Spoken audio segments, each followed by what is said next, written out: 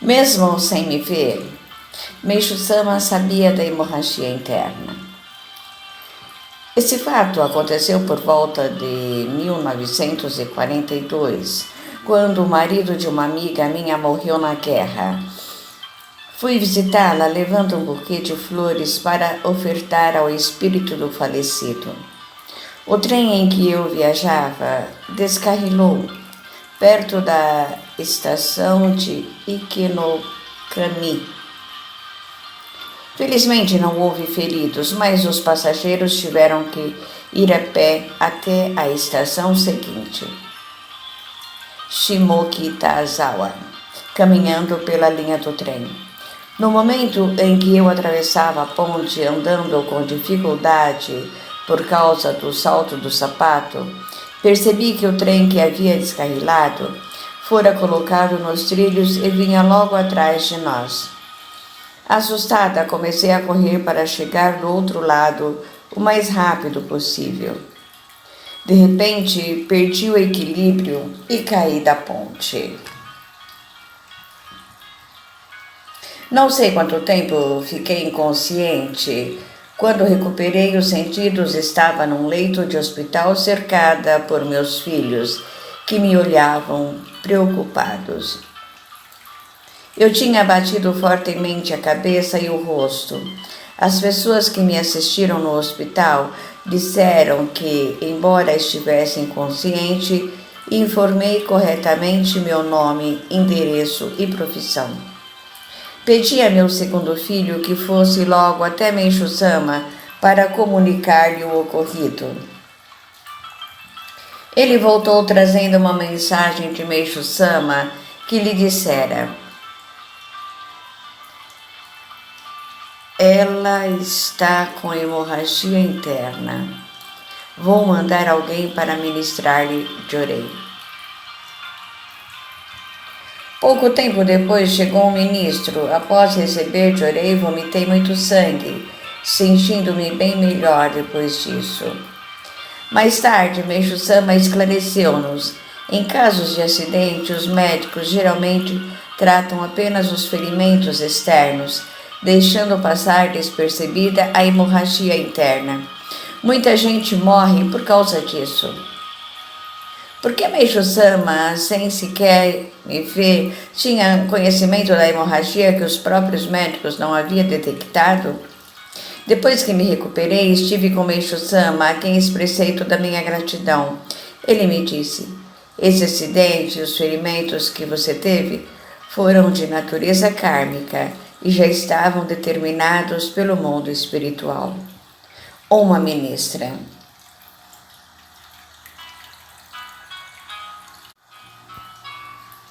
Um tesouro contido num simples comentário. Certo dia, no final de 1939, eu estava recebendo Jorei com Meixo Sama, que indagou: quando você operou o apêndice? Respondi-lhe: em fevereiro deste ano. Então, sorrindo, ele disse: sendo assim, acho que você ainda tem no máximo uns 13 anos de vida. Naquele momento não dei muita atenção ao que ouvira. Como dera pouca importância às sagradas palavras de Deus, Meixo Sama costumava nos dizer: lembre-se que mesmo um simples comentário que eu faça contém um importante significado. Só agora compreendo como foi displicente e durante muito tempo eu havia esquecido essas palavras. Ao longo desses 13 anos tive várias purificações, mas cada vez que isso acontecia, sentia a milagrosa proteção divina que me permitia ultrapassá-la facilmente. Entretanto, no início do ano de 1952, a cicatriz da cirurgia do apêndice ficou avermelhada e inchada, com aproximadamente 8 centímetros de diâmetro. A dor que sentia era tão intensa que não encontrava posição para ficar nem conseguia dormir. Recebi Jorei e eliminei grande quantidade de matéria purulenta em forma de uma pasta espessa, A inchação e a cicatriz começaram a desaparecer. Em pouco tempo, a pele ficou macia outra vez e a cicatriz se tornou quase imperceptível. Recebi essa grande bênção no dia 11 de fevereiro de 1952, exatamente 13 anos depois da data em que havia sido operado.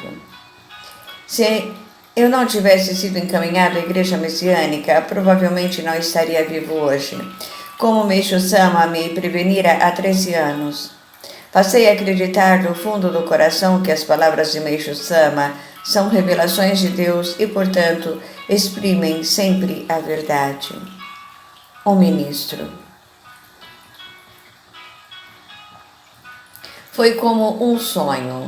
Certo domingo, meu filho caçula, de 6 anos de idade, estava brincando na rua. De repente começou a doer-lhe a cabeça e ele ficou com muita febre. Passou a bocejar incessantemente e, por fim, entrou num estado de semiconsciência. Pensei que se tratava de disenteria infantil e procurei em vão entrar em contato com 4 médicos. Nenhum estavam em casa, pois era uma tarde de domingo. Uma vizinha nossa, a senhora Noroyama, havia falado sobre um tratamento espiritual chamado Nihon Joka Ryoho. Nota do tradutor, nome que então se dava ao Chorei.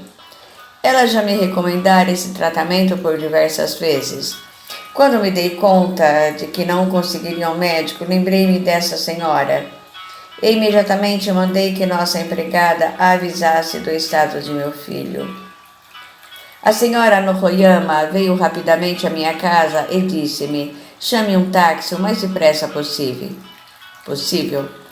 Deixem o garoto comigo, ele ficará bem. Em seguida, envolveu-o em um cobertor e conduziu a Tamagawa, onde Meixo Sama morava.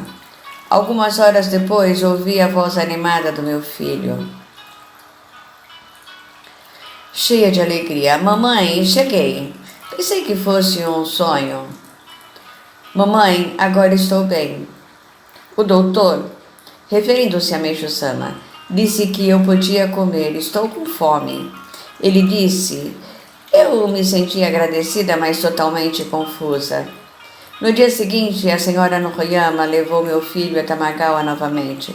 Quando regressou, fiquei mais surpresa ainda ao tomar conhecimento de que ele havia comido uma tigela de tendon, arroz e tempurá. Ele apresentava muita vitalidade e demonstrava claramente que estava se recuperado. Esse fato aconteceu antes de eu me tornar membro. Uma ministra. Não era magia.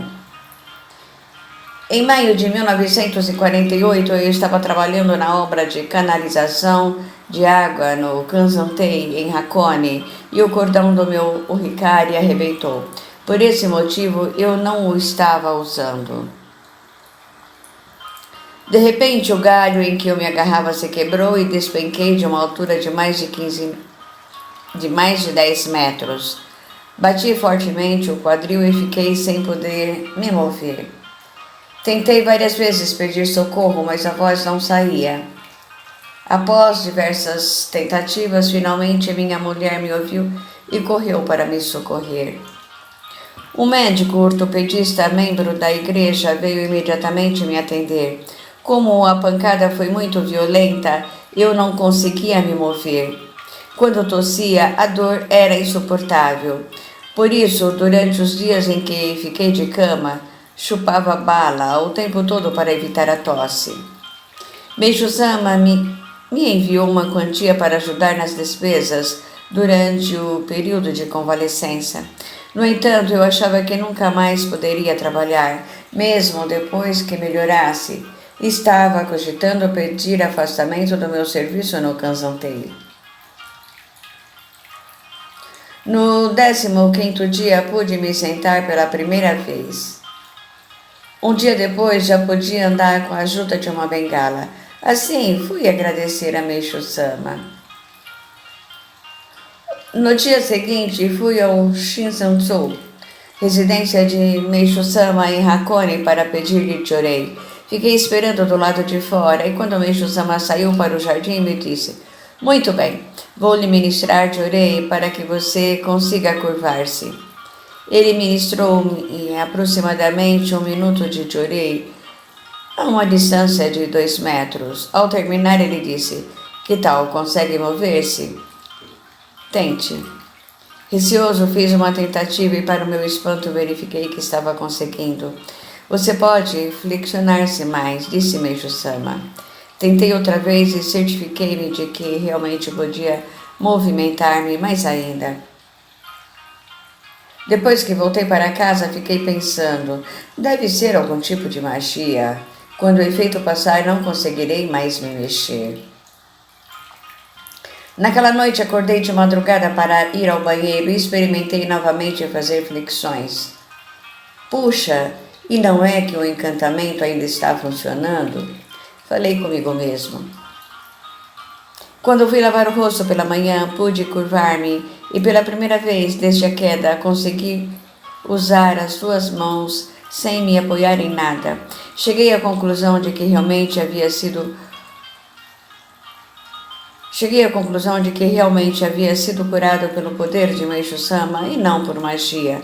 Conscientizei-me então de quão elevado ele era e o reverenciei do fundo do coração. Meishu-sama costumava nos ensinar: crer cegamente não é sinal de verdadeira fé. Quando você é curado pelo jurei, sente o poder de Deus. Essa experiência lhe permite conhecer a verdadeira fé. Um operário da construção do solo sagrado.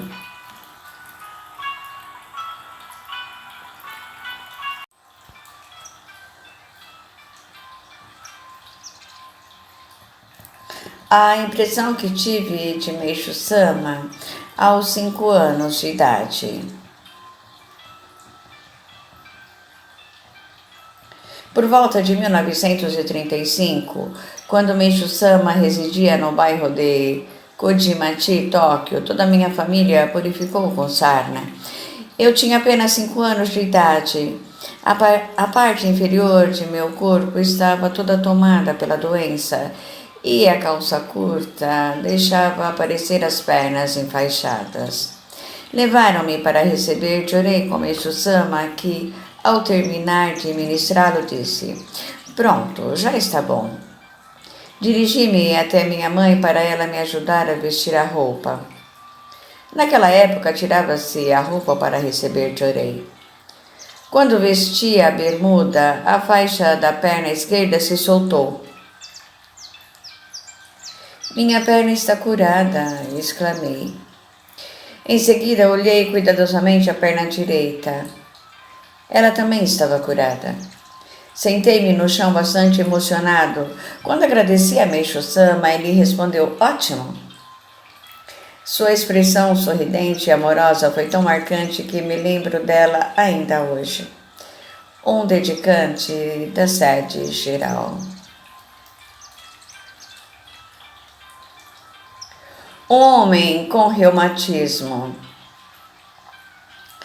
Certo dia, um homem veio receber chorei com Meishu-sama e disse: Acreditarei no que o Senhor ensina se me curar do reumatismo. Meishu-sama ajudou-o a sentar-se na cadeira e ministrou-lhe chorei durante 5 ou 6 minutos. Para meu espanto, a pessoa se levantou e permaneceu firme e ereta. Meishu-sama olhou para mim e sorriu de uma maneira que me fez tremer ao constatar o seu grande e inquestionável poder. Aquele seu sorriso impôs muito mais respeito do que qualquer repreensão que pudesse receber. Um chefe de igreja. Minhas verrugas desapareceram. Eu quase nunca ia à sede, mas como ouvira dizer que indo lá receberia chorei de Meishu-sama, senti vontade de ir, inclusive para ver se ele ministrava chorei igual ao dirigente da minha igreja. Todos os fiéis estavam de cabeça baixa, só eu fiquei com a minha cabeça levantada.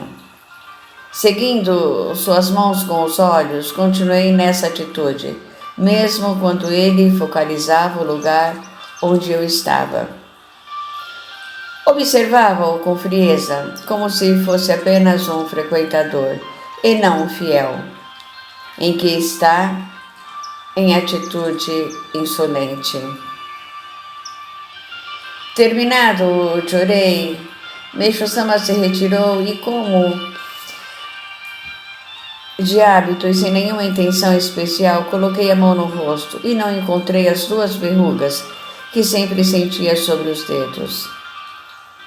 Ué, pensei. Voltei a passar a mão no rosto, cuidadosamente. Em seguida procurei as verrugas com os dedos da mão esquerda, mas nem sombra delas. O que teria acontecido? Ansioso, usei um espelho de bolso e vi que haviam desaparecido. Até Meixo-sama aparecer, as verrugas estavam lá. Como podia ter sumido? Não se tratava de um objeto, era parte do meu corpo, de modo que, embora pequenas, sairia sangue se fossem cortadas, e o local ficaria dolorido, mas elas haviam sido retiradas. Não sei quando, sem que eu sentisse dor ou coceira, disse então para mim mesmo: que estranho! Por que será que isso aconteceu? Entretanto, por mais que eu pensasse, eu não conseguia entender, mas fiquei agradecido pelo desaparecimento das verrugas, já que me incomodava muito. Na hora que eu estava reverenciando o altar para sair, reluziu em minha mente esta ideia. Elas desapareceram com o chorei que Meixo-sama ministrou há pouco. Admirado, tornei a tocar o rosto, mas elas de fato não estavam mais lá. Durante 10 dias olhava-me no espelho e tocava o rosto a todo momento em busca das verrugas, mas elas não reapareceram. Quando penso que isso aconteceu através de um único chorei de Meixo-sama, concluo que Deus mostrou-me esse milagre devido ao meu ceticismo. Portanto, tenho que corrigir minha postura em relação a Meixo-sama e as críticas que fazia a igreja messiânica. Não obstante, ainda me ponho a pensar como é possível um milagre como esse acontecer através de um único e breve chorei ministrado por Meixo-sama a uma multidão de quase 1000 membros? Ou um funcionário da igreja?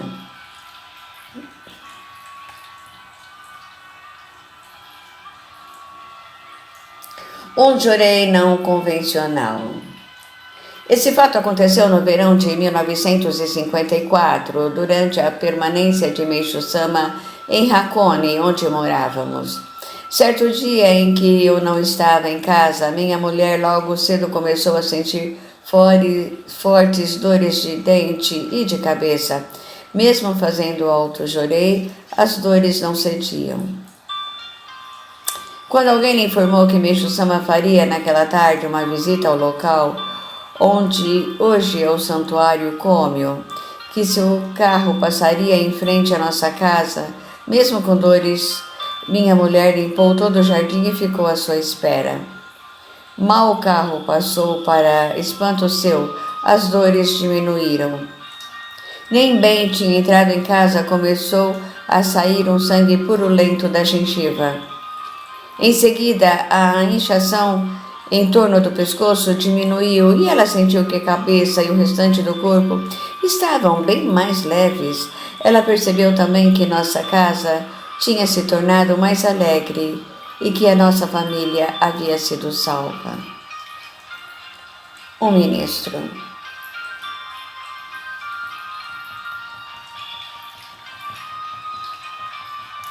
Com toda a simplicidade, disse: vou curá-la agora, viu? Em abril de 1939, minha filha mais velha, que ia completar 4 anos de idade, começou a sentir dores na perna. Levei-a ao médico que, examinando-a, disse que era cárie óssea e que o estado era grave. Uma radiografia confirmou o diagnóstico. Foram detectados no fêmur direito 2 pontos escuros, medindo cada um aproximadamente 2 centímetros de diâmetro. O médico disse: como podem ver, o osso está se decompondo.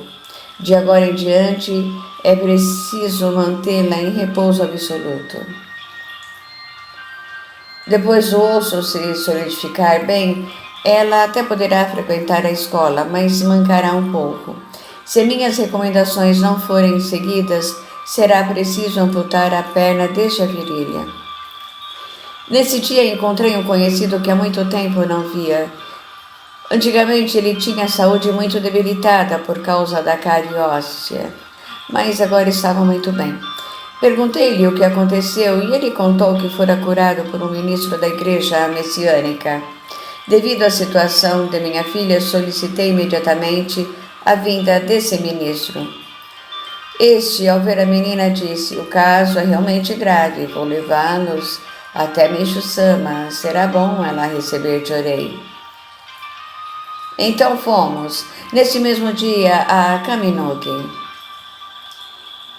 Quando mostramos minha filha a Meishu-sama, ele riu e disse: isso não é nada, vou curá-la agora, viu? Ora, por mais que fossem palavras de Meishu-sama, a simplicidade com que ele afirmou que curaria uma enfermidade que o melhor cirurgião ortopédico do Japão, na época, diagnosticara como grave, com risco até de amputação, despertou em mim um sentimento de indignação, pois eram palavras absurdas. Meishu-sama estendeu a mão em direção ao fêmur direito da minha filha. Em apenas 2 minutos, ele disse: pronto, ela já está curada. Pelo senso comum, essa forma jamais poderia ser um método de cura. Se fosse 30 minutos ou 1 hora de aplicação, dava até para entender. Mas em apenas 2 minutos dizer já está curada foi demais para mim. Eu não conseguia sentir a menor gratidão. Qualquer pai na minha situação, ao ouvir sua filha está curada, provavelmente cairia em prantos. Mas comigo foi o contrário, fiquei atônito e minha vontade era perguntar: como é que o senhor pode dizer uma coisa dessas? Porém, ao sair do Rosançô, minha filha, que não conseguia andar, foi caminhando e correndo à minha frente até a estação, que ficava a uns 100 metros da casa de Meishu-sama. Talvez por causa da alegria que estava sentindo em voltar a caminhar, depois de tanto tempo, no trem a menina não parava e ficava andando de um lado para o outro. Ao chegarmos em casa, minha esposa ficou assustada e ao mesmo tempo muito feliz. Eu, particularmente, mantinha-me cético. Para fazer um teste, no verão levei-a para tomar banho de mar e no outono para caminhar nas trilhas do Monte Takao. Minha filha nada sentiu. Foi então que finalmente acreditei que ela estava curada. Um ministro.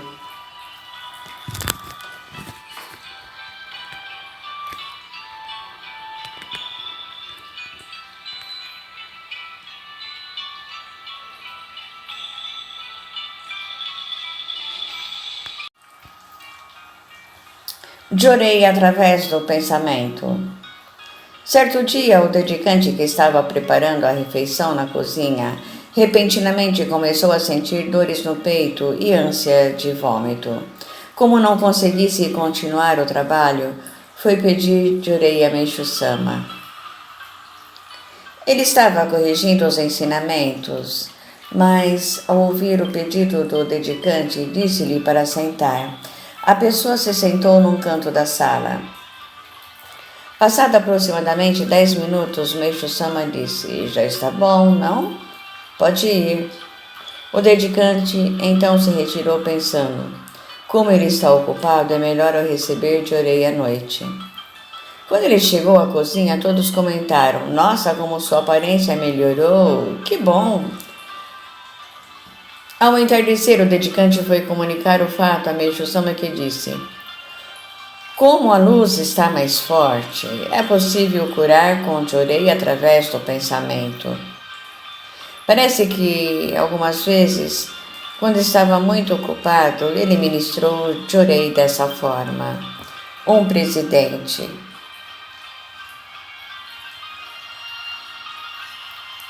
Um paciente à beira da morte. Uma paciente à beira da morte curada com um único Jorei.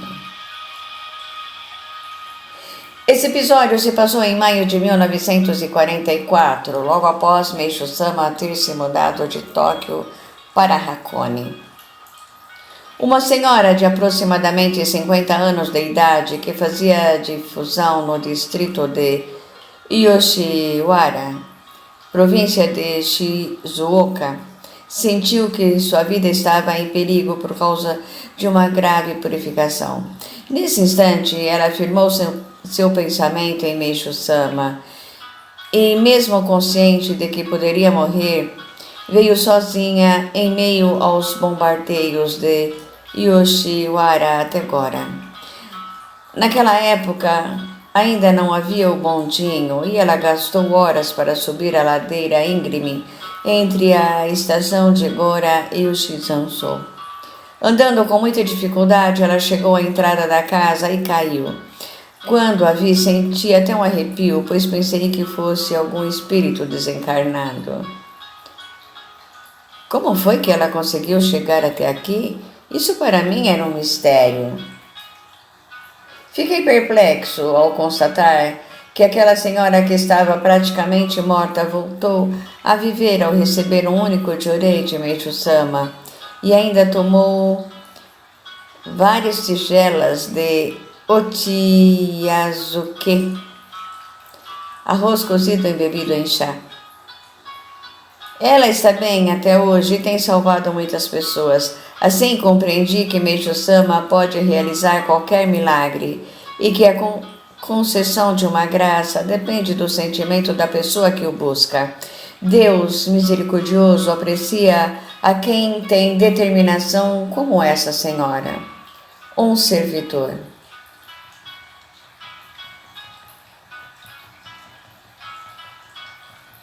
Meishu Sama no círculo familiar. Caso-me com ela desde que não haja envolvimento financeiro. O casamento de Meishu Sama e Nidai Sama não foi um casamento arranjado, mas algo semelhante.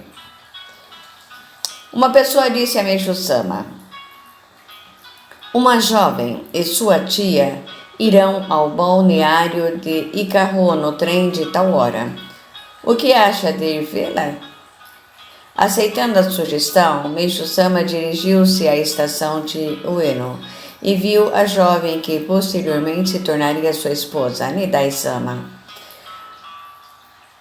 Quando perguntado mais tarde, Meishu Sama respondeu: gostei da moça. Assim, o casamento foi rapidamente decidido, tendo como padrinho o Dr. Matsumoto, médico que morava na vizinhança como Nidai Sama. Era muito jovem Meishu Sama devido a vários problemas de saúde. Parecia-se bem mais velho. Ficamos apreensivos, mas graças à intercessão do padrinho, tudo correu satisfatoriamente. Meishu Sama pediu que fosse transmitido o seguinte à futura noiva: com o prejuízo que tive com ações, minha situação financeira é bem diferente de tempos atrás. Portanto, gostaria que você tivesse conhecimento desse fato. Essa atitude assegurou a Meishu Sama a reputação de ser uma pessoa honesta. O casamento, que no início não parecia ser interessante, talvez devido à grande diferença de idade entre os dois, foi acertado. Ao ser indagada pela tia: o que você acha? Ele é bem mais velho que você, vai aceitá-lo? Nidai Sama respondeu: casamento é coisa que depende da afinidade. A idade não é importante. Uma pessoa próxima de Nidai-sama, vendo a foto de Meishu-sama, disse: como ele parece ser boa pessoa, é melhor aceitar a proposta. E prosseguindo, disse que poderia ajudá-lo um pouco nos negócios. Ao saber disso, Meishu-sama contestou: não gosto de incomodar as pessoas e também não quero que se misturem as coisas. Caso-me com ela, desde que não haja envolvimento financeiro. E assim foi realizado o matrimônio. Por isso, quando se casaram, os dois tiveram muitas dificuldades, mas como Meishu-sama tratava Nidai-sama bem, ela foi muito feliz. Um familiar.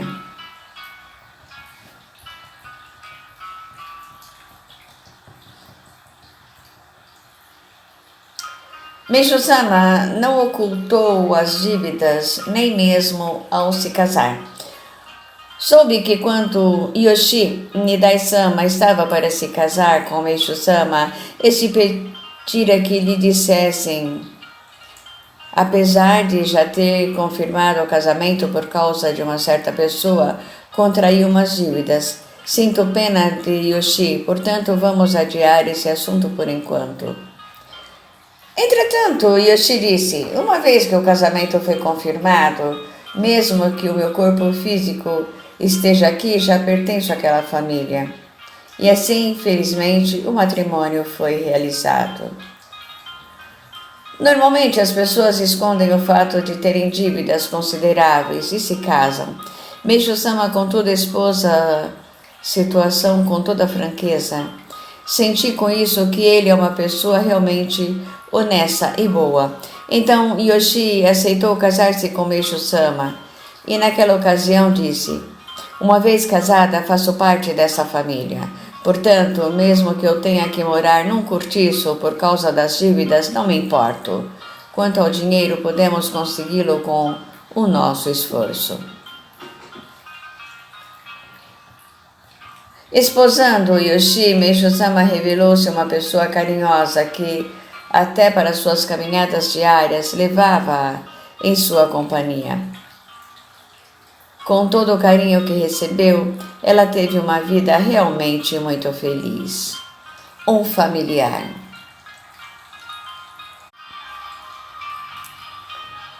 Meishu-sama mandou amarrar um carro no outro. Meishu-sama e Nidai-sama formavam um casal perfeito. Eles iam juntos a todos os lugares, jamais um ficava distante do outro. Quando Nidai-sama estava grávida da primeira filha, Michiko, ocorreu o seguinte fato. Uma vez, ao saírem do carro para fazer compras, Meishu-sama, temendo uma colisão, chamou 2 táxis. Um ia na frente e o outro atrás, amarrados com cordas ao seu veículo. Isso era para evitar que algum outro carro se interpusesse entre o seu e um dos que ele contratara. Quando o motorista aumentava um pouco a velocidade, ele logo chamava atenção. Está correndo demais, vá devagar. Assim, ele sempre tratou Nidai-sama com o máximo de cuidado. Um familiar.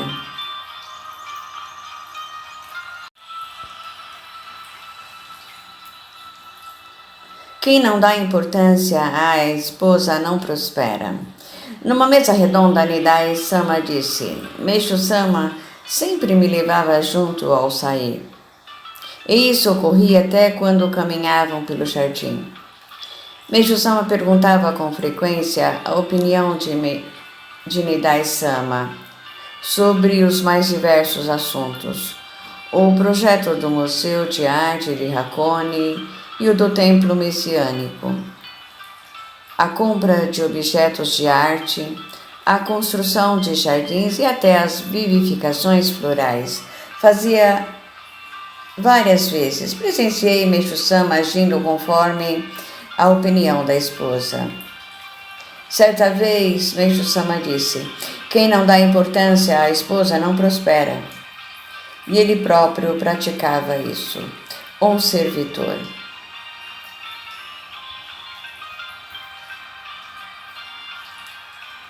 Rigor permeado de humor.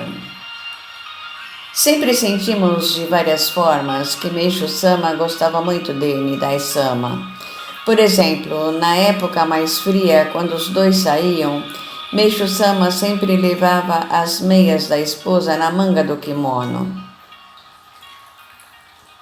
Por outro lado, em certa ocasião, no Shinzanso, em Hakone, quando alguém usara a caneta de Meishu-sama e não a colocar em sua posição original, Meishu-sama perguntou quem havia mexido em sua caneta, uma vez que notara que sua disposição estava alterada. Nidai-sama respondeu que fora ela, ao que Meishu-sama retrucou: "Isso é muito ruim. Após usar a caneta, quero que a deixe como estava antes. Se isso acontecer novamente, vou cobrar uma multa de 10.000 ienes." Dessa maneira,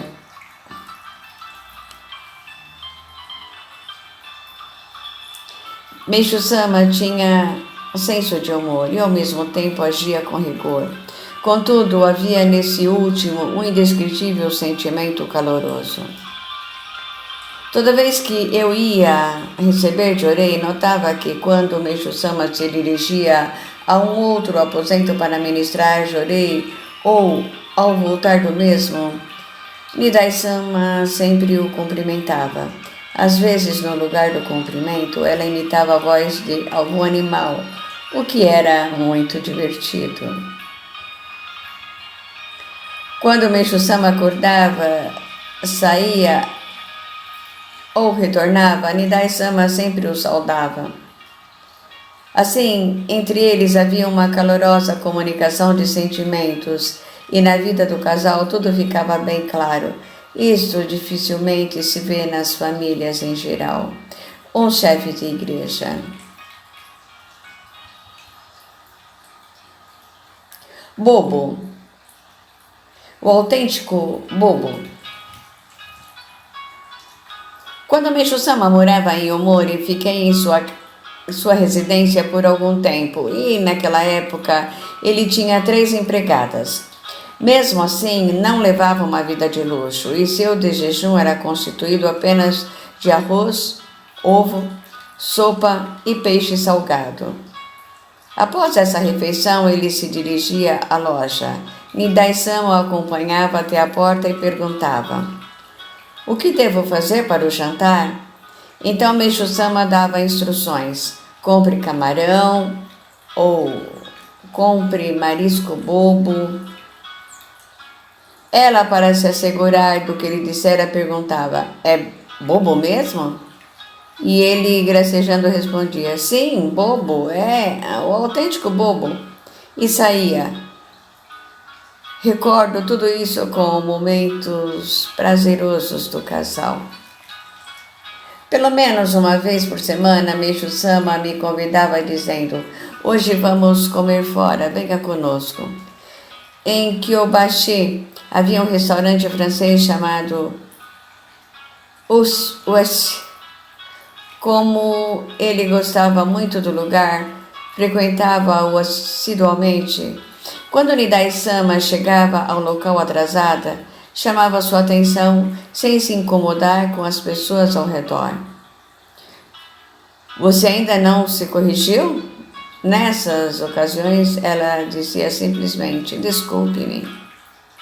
Ficou gravado em mim o fato de Nidai-sama, ao voltar para casa, dizer em tom de brincadeira: "Fico muito envergonhada porque meu marido me repreende na frente das outras pessoas com a maior naturalidade." E o assunto terminava por aí. Um familiar.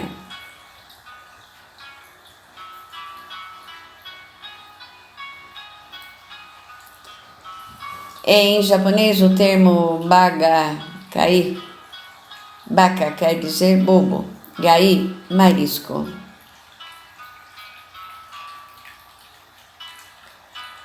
As faíscas logo desapareceriam.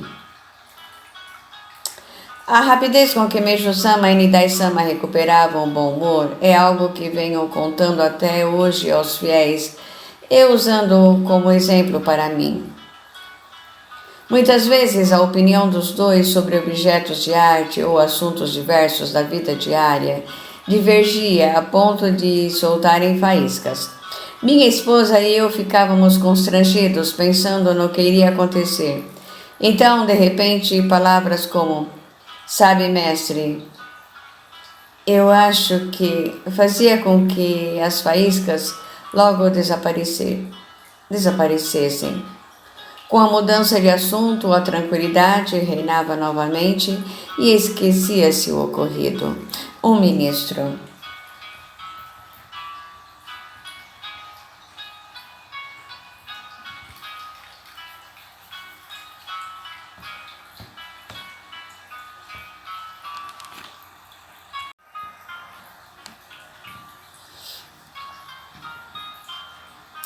Da próxima vez, vamos trazer uma garrafa com água.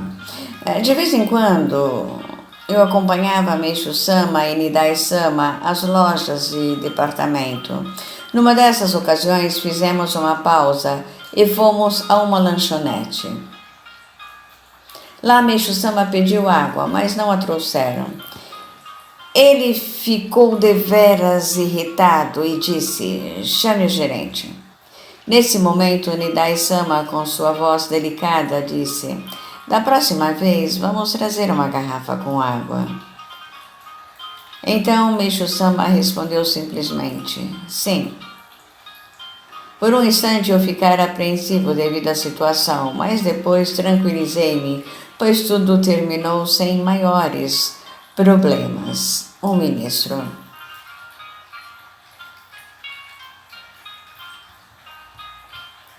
Corte a cerejeira. Na entrada do palácio de cristal havia uma enorme cerejeira silvestre, cujo tronco media cerca de 60 centímetros de diâmetro. Meishu-sama já havia determinado a posição, a altura e o lado para onde o palácio de cristal deveria estar voltado. Mas após termos levantado a estrutura, observamos que a árvore atrapalharia as obras. Comunicamos o fato a Meishu-sama, que disse: "Se a cerejeira está atrapalhando, não tem jeito, vamos cortá-la." Embora Nidai-sama pedisse que não mexêssemos na árvore, Meishu-sama insistia na derrubada.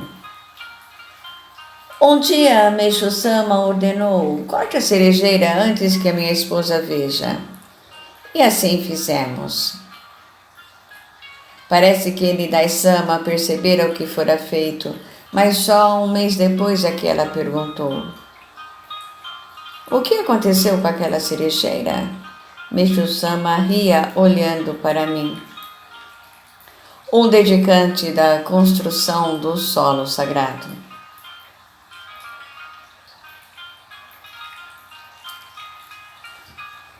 Em casa, Meishu-sama falava como um marido comum. Certa vez havia florescido uma grande camélia atrás do Reikyunsô e Nidai-sama pediu a Meishu-sama: "Por favor, corte-a para mim." Então Meishu-sama explicou-lhe carinhosamente para convencê-la a desistir da ideia: "Se fizermos isso, o pé de camélia ficará feio." Fiquei a olhar com admiração. Realmente, eles formavam um casal feliz. Meishu-sama sempre dizia a respeito da maneira como devemos empregar as palavras. Ao nos dirigirmos a uma pessoa do sexo masculino, devemos falar de uma determinada maneira. Quando se tratar de uma mulher, devemos empregar uma linguagem que lhe seja própria. Para falar com o ministro de Estado, nossa fala deve ser do nível de um ministro de Estado. Para falar com uma pessoa comum, devemos nos adequar a uma pessoa comum. Um servidor.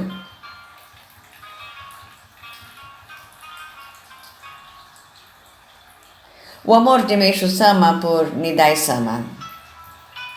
Caso Nidai-sama não estivesse ouvindo a transmissão de Nagauta pelo rádio, Meishu-sama infalivelmente pedia que a avisassem, principalmente quando era interpretado pelo mestre Yoshitsumi.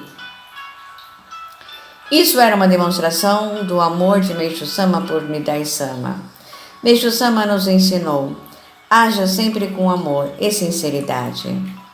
Até hoje me emociono quando me recordo do amor de Meishu-sama e a atenção que dispensava a todos e a todos.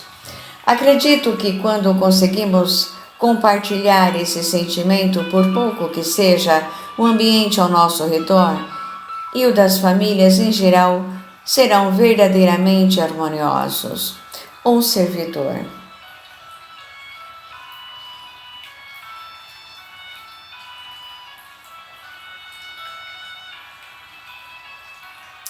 Traga um travesseiro. Esse fato ocorreu na época em que Meishu-sama morava no Tosanso. Quando Meishu-sama e Nidai-sama iam sair, enquanto ela se maquiava, ele ficava à espera no closet. Se Nidai-sama demorava, Meishu-sama me pedia: traga um travesseiro. Esperava deitado ali mesmo. Ele era realmente muito engraçado. Um servidor. Negauta é espécie de poema longo cantado, bastante popular na era Edo. O canto é acompanhado por um shamisen, instrumento de corda semelhante a um banjo.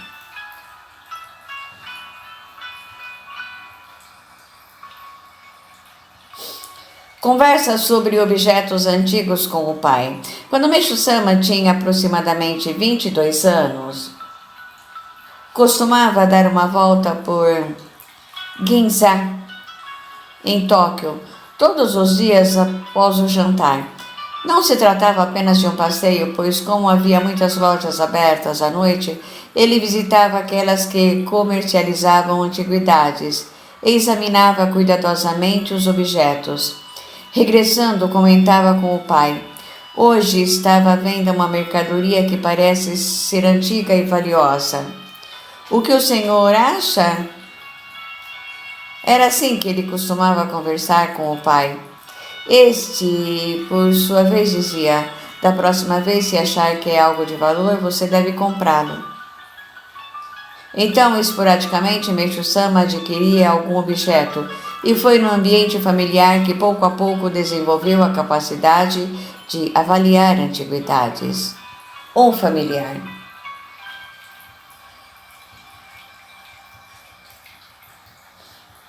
É irmão mais velho só porque nasceu antes. Ouvi dizer que Meishu-sama e meu marido, irmão mais velho de Meishu-sama, eram extremamente teóricos. Portanto, quando viviam juntos, muitas vezes entravam em discussão acirrada. O pai é quem sempre intercedia, dizendo: Takechiro, já basta, você fala demais, controle-se. Como meu esposo não conseguia vencer Meishu-sama nos argumentos, partia logo para a agressão física. Os dois irmãos ficavam discutindo até tarde da noite, e nessas ocasiões, Meishu-sama dizia ser um absurdo fazer a distinção entre o irmão mais velho e o irmão mais novo. Ele argumentava: o irmão só é mais velho porque nasceu antes. É errado dizer que ele tem mais direitos por esse motivo. Os pais nos geraram e nos criaram e devemos cuidar deles com carinho. Mesmo assim, não precisamos ficar retraídos só porque somos o filho mais novo.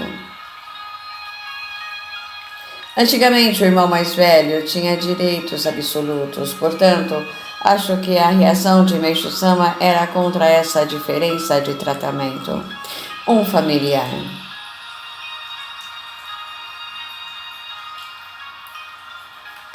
Aquilo que aprendi com meu pai, Meishu-sama. Meu pai tinha por princípio deixar os filhos agir livremente. Entretanto, sabíamos que ele possuía um caloroso sentimento paternal, mesmo que não o expressasse por meio de palavras. Desde criança sempre fui muito sensível e por isso logo percebia esse sentimento. Ele jamais procurava impor sua autoridade paterna e respeitava a nossa opinião, dizendo: as crianças têm sua própria maneira de pensar. Na adolescência, houve uma época em que eu tinha imensa vontade de ter uma máquina fotográfica. Porém, como tinha receio de falar, pensava: será que digo hoje ou deixo para amanhã? Quando meu pai me levou para fazer compras, decidi pedir o aparelho, mas ele apenas respondeu: está bem, está bem. Tempos depois, após eu insistir várias vezes, finalmente ele comprou a referida máquina. Até hoje lembro-me nitidamente da alegria que senti naquele momento. Certa ocasião, o que eu queria era uma pipa e por diversas vezes pedi-lhe que comprasse. Todavia não houve meios de convencer-lhe. Senti-me realmente frustrado, e então eu mesmo cortei o bambu, colhi o papel e fiz a pipa.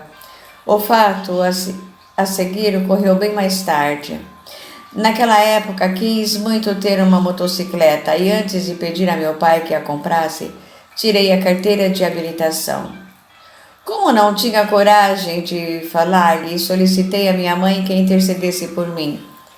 Ele então atendeu meu pedido dizendo que, como eu já havia providenciado a carteira, não havia mais jeito. Na vida cotidiana, meu pai não era tão severo a ponto de nos sentirmos constrangidos, mas nos levava naturalmente a agir de forma correta. Como eu tinha pouco contato com meu pai, às vezes eu não o cumprimentava. Então, quando me encontrava com ele, era repreendido para que pelo menos o fizesse.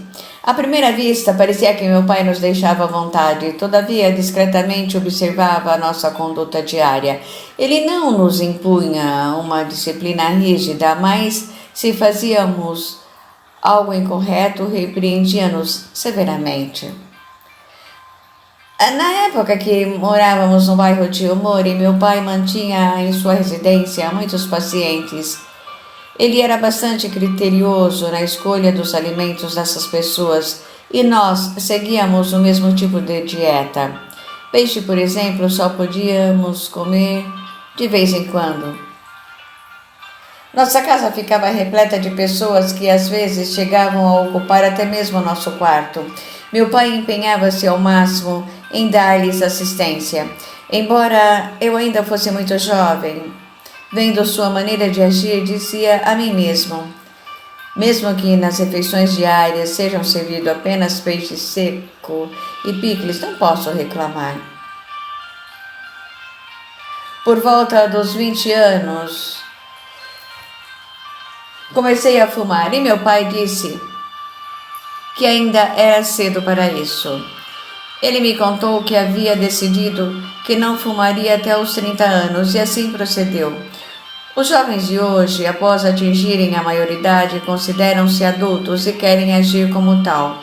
Meu pai disse em relação a isso, mesmo tendo chegado à idade adulta, espiritualmente falando, você ainda é uma criança. Portanto, é muita ousadia sua querer fumar com essa idade, ainda não é o momento.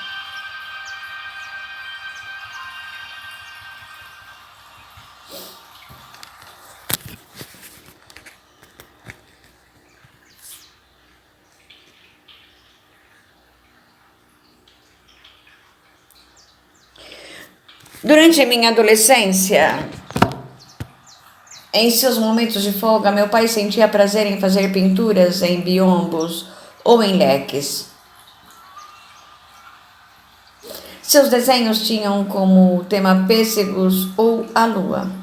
Na época em que morávamos em Kaminogi, no distrito de Tamagawa, Meishu-sama desenhava frequentemente imagens de Kanon. Certo dia fiz a reprodução de uma pintura de Shunso Hishida, que fora publicada no livro.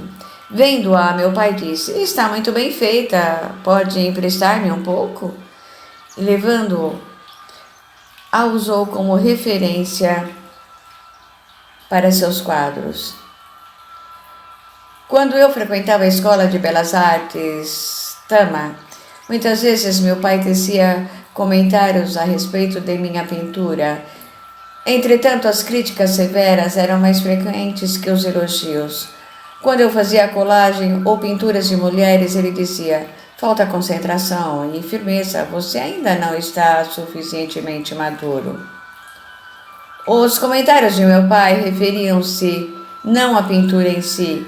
Ele levava em consideração principalmente o meu estado psicológico antes de iniciar o trabalho. Desse modo, ele trabalhava a meu lado emocional intensamente antes da criação artística. Quando ele me criticava, eu compreendia que ainda não estava preparado para executar a obra.